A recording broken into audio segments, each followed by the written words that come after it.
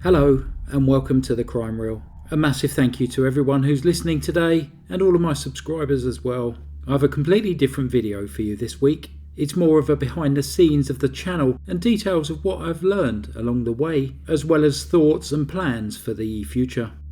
I started the Crime Reel about 5.5 years ago, and during this time I've received loads of messages asking about what it is like to run a YouTube channel. How much work is involved. So, as I am at a bit of a crossroads with the channel at the moment, I thought now would be a great time for me to upload a video about all of these things. So, my plan for the channel has always been very simple: to provide factual true crime narrations that were respectful to all of the people involved. I've always been a true crime fan, but I've lost count of the number of times that I've been watching a video or listening to a podcast only to find that the hosts acting in a jokey, sensationalist way or becoming incredibly blasé when providing details of a crime. Personally, this was something that I definitely wanted to avoid with my channel, and from the comments that I receive, I think and hope that I have achieved this. To anyone thinking of starting their own channel, here are 8 things that I have learned over the last 5 years and wish that I had been more aware of from day one. After that, I will talk through some more of the statistics of the channel. Point 1. Preparation is key. Get yourself really prepared before you do your first upload.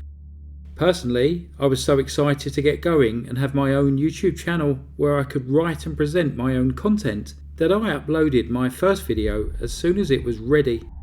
I didn't have video number 2 even planned, let alone written and recorded. Looking back, this was madness, and I've been playing catch up pretty much ever since. In retrospect, I should have taken the time to plan exactly the content that I was going to make. I should have had a list of ideas for future episodes and an absolute minimum of 4 weeks worth of content before starting to upload. Point 2. Styling. Give your channel a consistent look and feel. I've tried to do this, but I've also gone through many changes to try to launch a better version of the channel. Literally every time I've changed our avatar or thumbnail style, I've received numerous messages saying, "Where have you gone?" or "Have you stopped uploading?" because people miss the new look channel. Take your time and figure out how you want your channel to look before you start uploading. 3. Naming. Pick a good name. I'm not sure whether I got this one right or not. On the one hand, I think the Crime Reel is a great name. It describes exactly what it is, a place for crime videos. But sometimes I wonder if I'd have been better off going for something more generic in case I wanted to change the direction of the channel away from true crime. 4. Don't be embarrassed by what you do. I was so concerned with what people would think of me for having a YouTube channel that I vowed not to tell anyone other than my immediate family and a couple of other YouTubers who I know personally until I reached 100,000 subscribers. When I reached that milestone and finally started to tell people, their response varied from not understanding how it could make money to mild interest and a few questions about how it all worked. The actual reality of it was that no one actually cared enough to judge me for what I am doing, or at least to my face anyway.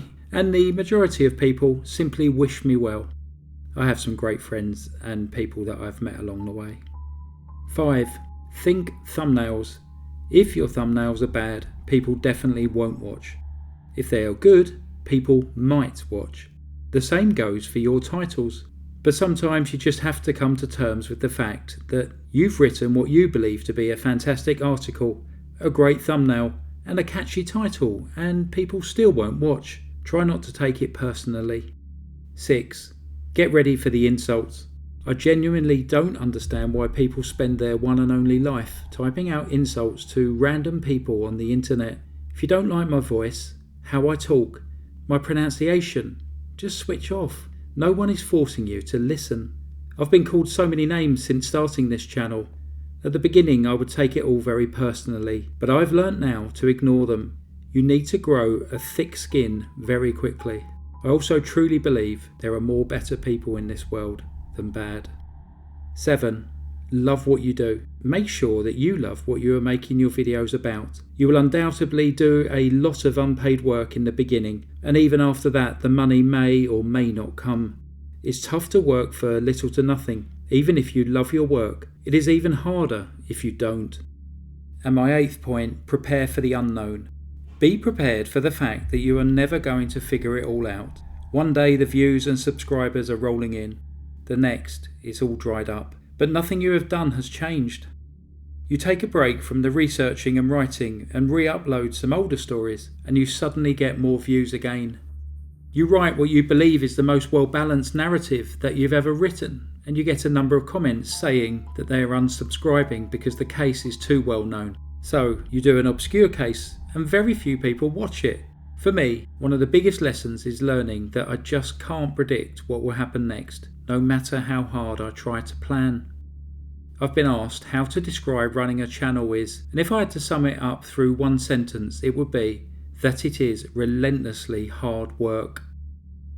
Obviously, this will vary between channel types and frequency of uploads, but for me, a normal week looks something like this. I generally upload one story per week, with the average story taking around 12 to 15 hours to write. Occasionally I can get this down to a single-digit number of hours, but a long detail case can take 20 hours plus. I spend a lot of time going through numerous sources, together with newspaper reports from the period of the crime, to ensure accuracy and attention to detail. I try to include additional facts and information that are not found in other podcasts, and always try to represent all of the parties involved in an honest and factual way. After the writing is complete, I voice record it, which is now the quickest part of the process.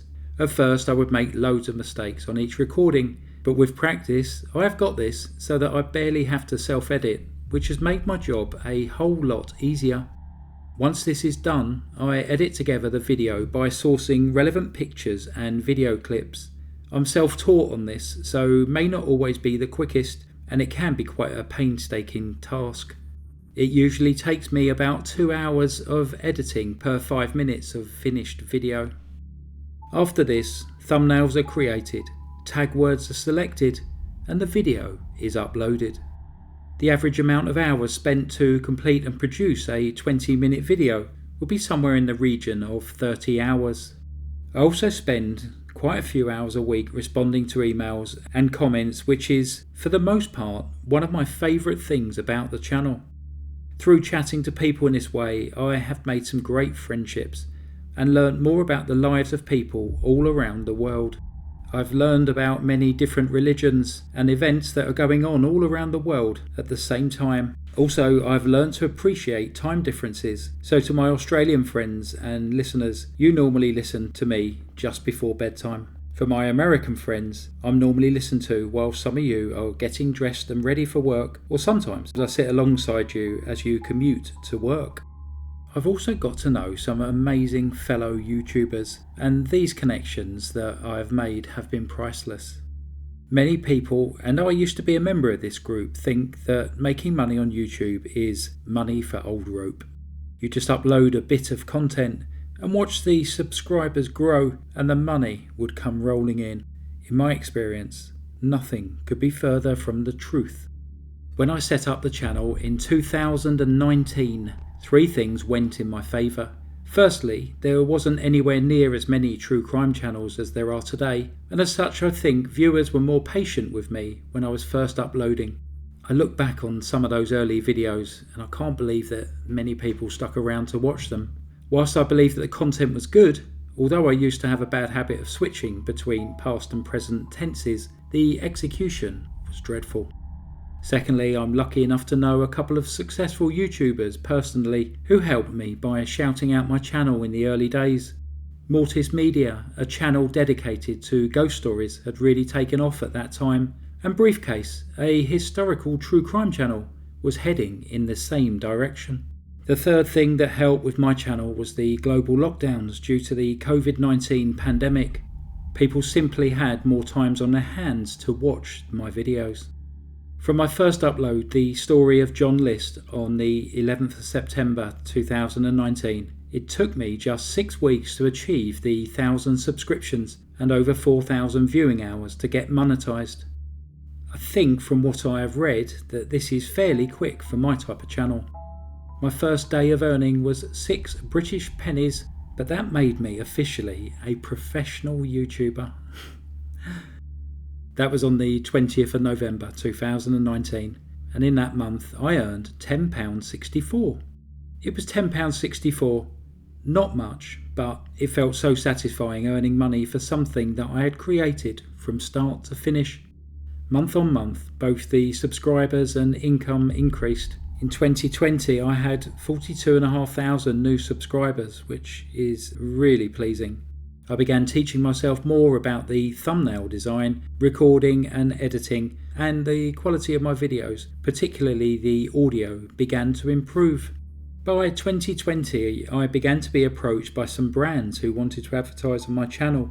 Again, this was a massively exciting thing for me. These weren't huge deals, but it supplemented the income from the channel and also made me feel more confident that what I was doing was being well received.